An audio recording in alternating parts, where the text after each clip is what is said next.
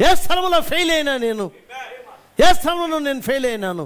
దేవుడు యూదుల్ని అడిగినాడు, వధువు దెయ్యాన్ని అడగాల.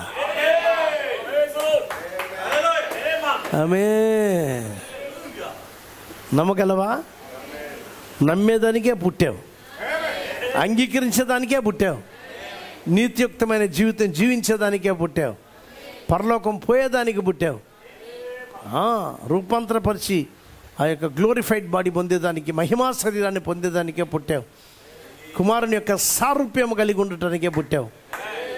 కాబట్టి వాక్యాన్ని పాటించేదానికే నువ్వు పుట్టావు. దేవుని వాక్యం ఏం చెప్తుందంటే, నా కాడి సులువు, నా భారము తేలిక. ఇది మనకి సులువైంది, తేలికైంది. మనం చెప్పాలి, ఇదే నా జీవితం అని చెప్పాలి. This is my life. మనిషి రొట్టె వలన మాత్రం కాదు, కానీ దేవుని నోట నుండి వచ్చు ప్రతి మాట వల్ల బతుకుతాడు. ఆ నోటి నుండి వచ్చిందే ఈ వర్తమానం.